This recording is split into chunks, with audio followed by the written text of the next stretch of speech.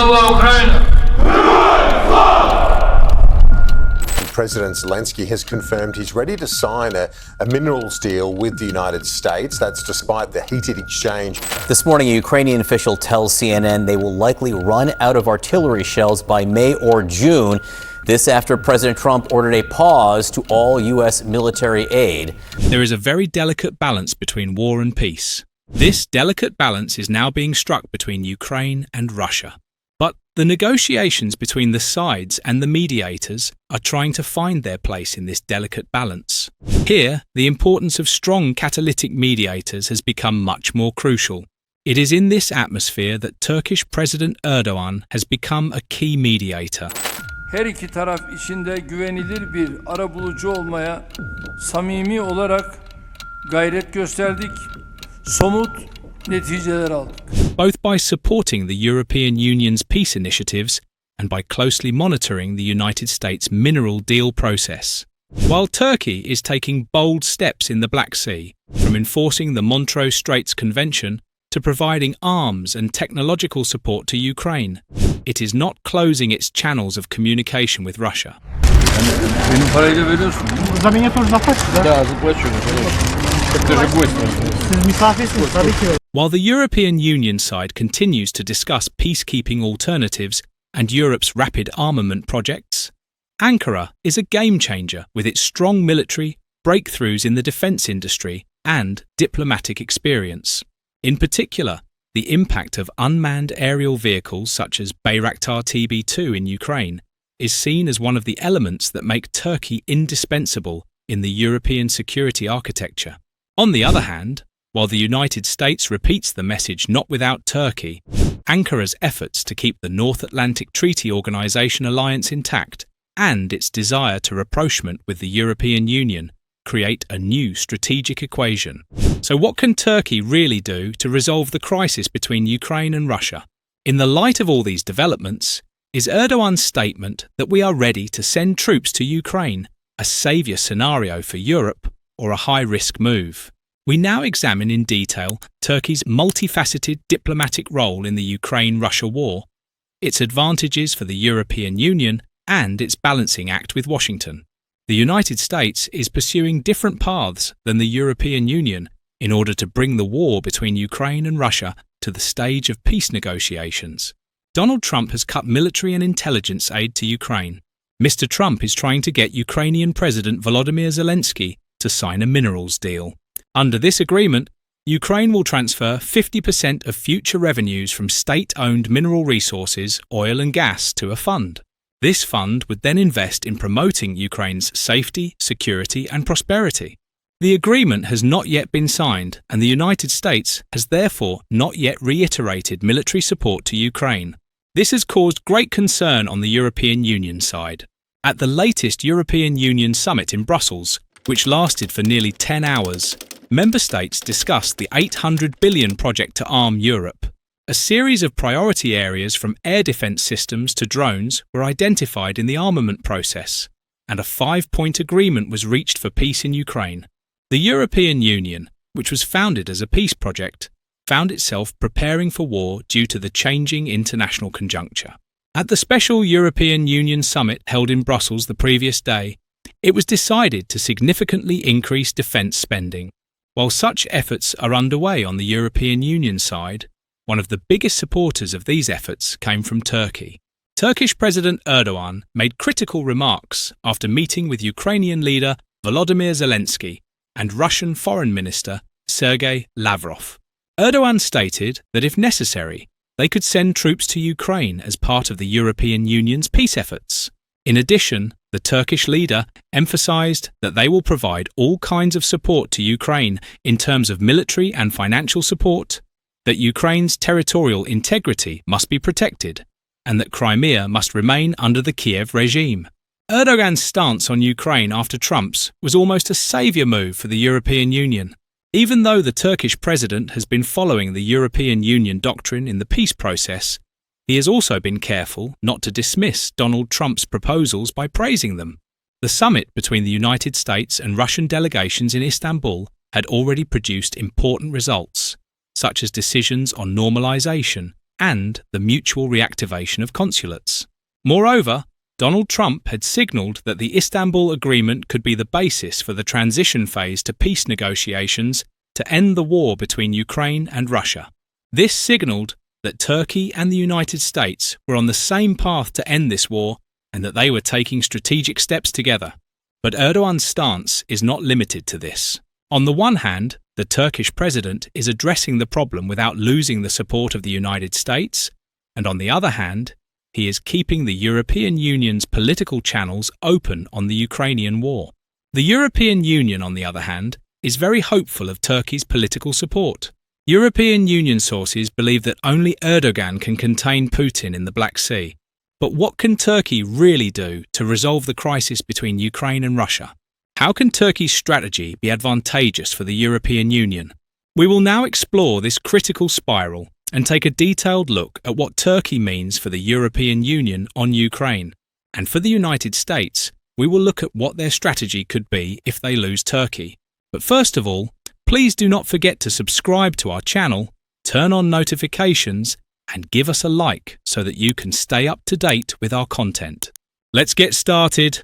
Despite his cordial understanding with his friend Putin, Erdogan remains one of Ukraine's biggest supporters, determined to defend Kiev's territorial integrity and counter Moscow's appetites. Turkey cannot help but perceive Russia's aggressive expansionism in the Black Sea region as a threat to its geopolitical and energy security. The fragmentation of the Black Sea coast, the seizure of Abkhazia in 2008, the annexation of Crimea in 2014, and the invasion of Ukraine in February 2022 are perceived by Ankara as threats to the stability of the region. The symbolic importance of the Crimean Peninsula, a former Ottoman protectorate, and the legendary birthplace of the Turkish-speaking Tatars is also crucial for Ankara. Unlike many European countries, which hesitated to support Kiev in the early days of the Russian invasion, Ankara has been resolute. Turkey invoked the Montreux Convention on the Straits and closed the Istanbul and Dardanelles Straits to Russian warships. Although presented as neutrality, this was a measure that severely limited Moscow's ability to strengthen its Black Sea fleet. Support for Ukraine effectively limits Russian expansion in the region and strengthens Turkey's strategic position. From Ankara's perspective, a resilient and sovereign Ukraine is an important break on Russian dominance in the region. On the battlefield, Turkey has equipped Kiev with one of its most effective weapon systems. The Bayraktar TB2 drone also proved decisive in Libya, where Ankara significantly exposed Russia's vulnerabilities. These drones helped Ukraine destroy enemy armoured columns and ships and tipped the balance in key battles. Turkey is playing a good balancing act, arming Ukraine with one hand and dealing with Russia with the other, without imposing Western sanctions against Moscow. This is not the first time. It is up to the Europeans to recognise Turkey's momentum. Erdogan has not closed the door on contributing to the peacekeeping force in Ukraine on the assumption of a ceasefire. The country has no shortage of people or technological know-how in the theatre of operations, whether in the air or on the ground. It is a good dynamic for Turkey, a contradictory power, to flex its muscles in the midst of the continent's strategic awakening. In particular, discussing the principles of a post-Trump European security architecture requires European Union leaders to understand and accept that Turkey is a uniquely indispensable partner as a key regional actor. This reality seems to have been gradually recognised by various European leaders. Turkey has North Atlantic Treaty Organization's second largest army and is steadily increasing its defence and security budget. Its defence industry is making tremendous progress, with products being procured across the European Union, including Spain, Portugal, Poland, Romania, Estonia, Croatia, and Hungary. This is the problem that Donald Trump complains about the most. Donald Trump has complained that European Union countries are not spending enough on North Atlantic Treaty Organization defence spending, not exceeding the 5% threshold. But Turkey's military spending has increased dramatically, even though it is not an European Union member. Most European Union countries do not have the military budget of Turkey. This makes the European Union reluctant to lose Turkey to anyone.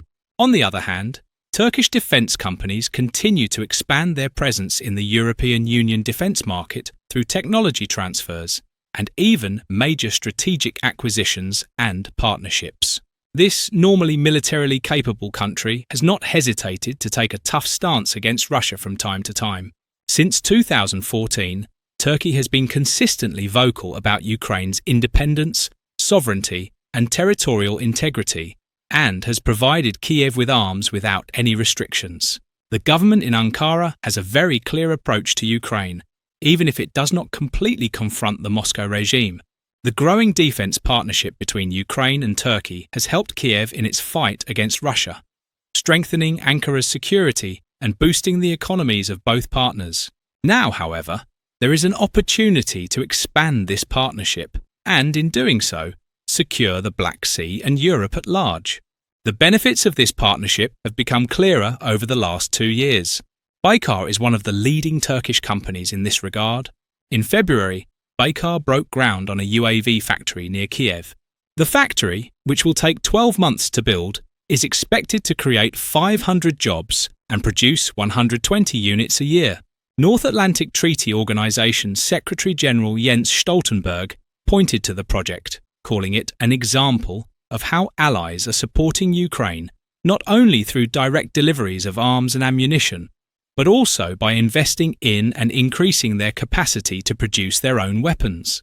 Turkey and Ukraine's strategic partnership goes even further. For example, Baykar's Akıncı fighter jet and Kızılelma fighter jet use Ukrainian-made Ivchenko Progress engines. Kızılelma has even been called the Turkish bird with a Ukrainian heart. Baykar, which is mentioned in all these works, is now trying to expand its relations with the European Union. The agreement signed between Italy's Leonardo and Turkey's Baykar was widely covered in the German press. German newspapers reported the news with headlines such as, "Europe is arming itself, Turkey's drone is getting closer." The Italian press, on the other hand, stated that this agreement means an alliance for the European UAV market, which is expected to reach $100 billion in 10 years. Local media reported that Leonardo has recently taken steps to replicate its cooperation model with Germany's Rheinmetall in the production of armoured combat vehicles, with Baykar in the production of UAVs.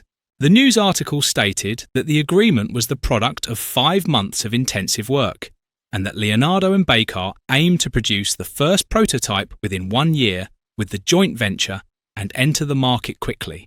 The Italian media announced the Baykar-Leonardo cooperation with the headline, "Italian Technology on UAVs, Growth Plan from Leonardo." It was noted that Baykar and Leonardo are currently working on a business model and will bring together their necessary technologies in order to dominate a European market that is estimated to reach $100 billion in 10 years. The first model to be produced on an Italian-Turkish axis is expected to be a large UAV next year. Leonardo Chief Executive Officer Cingolani was quoted in the news report as saying that the defence industry is facing new challenges such as UAVs, artificial intelligence, the 6th-generation fighter jet, cybersecurity and space, and that this is precisely why technological cooperation is urgent and necessary. It was stated that Leonardo and Baykar aim to realise sales to Europe and other countries with the certificates they will quickly obtain from Italy for the UAVs they will jointly produce by revealing their experience through this cooperation, emphasising that Baykar's UAVs are sold to 36 countries and generate annual revenues of nearly $2 billion. The news article noted that the two big companies started their march together as of yesterday, with the goal of producing a prototype in 12 to 18 months. Turkey's military innovation steps like these give Ukraine hope, both because of the possibility of increased aid and because the European Union, witnessing Ankara's strength, feels that it is not alone against Russia. One of the military moves Turkey has made in recent days within the scope of its innovative approach, which has made the European Union and Ukraine hopeful and happy, is in the direction of howitzers. Turkey has signed an important milestone in the history of the defence industry. The first export of howitzer-class weapons since the foundation of the Republic was realised with the Boran Howitzer. According to the agreement signed with the Bangladesh government, 18 Boran Howitzers will be delivered to the country. This agreement, once again, demonstrates the success of the Turkish defence industry in the international arena and its competitiveness in the global market. The Boran Howitzer is an advanced weapon system that stands out with its high range, powerful fire, and modern technology. It shows that its manufacturer, Turkey, has made a significant breakthrough in defence technology. This export proves that Turkish engineering and production capabilities meet international standards. Bangladesh will use Boran Howitzers in its military operations and thus strengthen its defence capability. The agreement also reinforces the strategic cooperation between the two countries. Turkey's defence industry has made significant progress in recent years and is attracting more and more attention in the global market. These exports highlight the international recognition and success of the sector. Such moves indeed reaffirm Turkey's role as a crucial actor in resolving the war between Ukraine and Russia. Turkey's military innovations, as we mentioned, are a beacon of hope for Ukraine and the European Union. Ukraine's idea is that Turkey will send its remaining military resources to it after Turkey's critical military moves. Alternatively, Kiev may directly demand Turkey's latest military developments. Ankara would not hesitate to cooperate with Kiev in this regard. What is clear is that Turkey is making itself felt to be indispensable for all sides. Turkey can help play a role both as an important partner for the European Union and as an important North Atlantic Treaty Organization ally. Turkey has the potential to help strengthen the European security architecture. The country has many advantages. These include Turkey's geopolitical position, its defence industry, its role in the energy system, its renewable energy capabilities, its access to strategic transport routes, its infrastructure and its young population. Turkey also aims to enhance Euro-Atlantic security.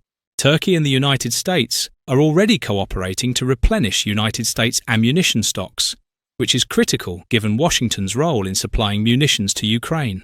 According to the United States ambassador to Turkey, by next year, 30% of all 155mm rounds produced in the United States will be produced by factories that are part of a partnership between the United States Department of Defense and a Turkish defense company. Turkey and Greece recently joined the German-led European Sky Shield initiative, which provides a platform for participating countries to jointly procure air defense capabilities. This is an important contribution to European security. On the other hand, Turkey has gained significant experience in resolving crises. This experience has come from Turkey's efforts in dealing with crises in Ukraine, the Middle East, the Balkans, and the Horn of Africa. Backed by this experience, Turkey has the ability and potential to contribute to global peace and stability efforts.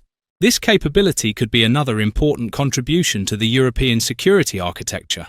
Moreover, Turkey's defence capabilities can help support the European security architecture.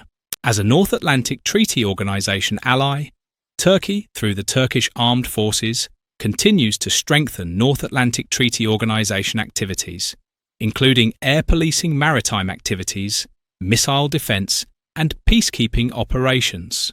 Neither the United States nor the European Union wants to lose Turkey with all these incredible advantages. The European Union in particular has been making a lot of efforts in this regard recently. The European wing has already started saying that Turkey is an European Union country. So, how have Turkey-European Union relations been progressing recently?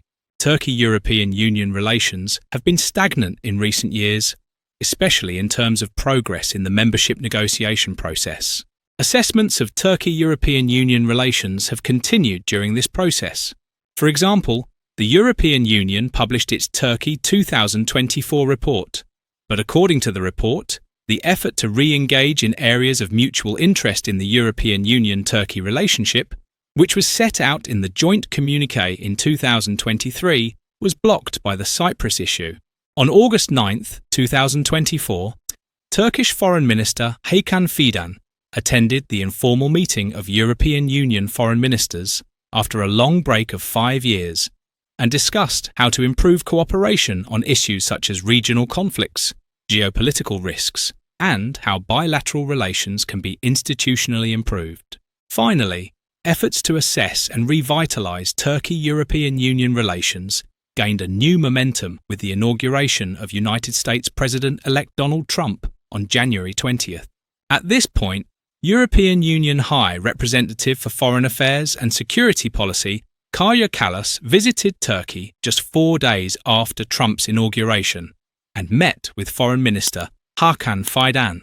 Although Kallas later said that Turkey is a candidate country for the European Union, it is noteworthy that she first described Turkey as an important strategic partner. In this meeting, Kallas emphasised the cooperation between Turkey and the European Union and Turkey's adoption of a different approach from European Union policies such as the Cyprus issue and Russia sanctions. In fact, Turkey's compliance with the European Union's common foreign and security policies was above 90% during the accession negotiation process, but has been on a downward trend, with the possibility of becoming a European Union member gradually disappearing.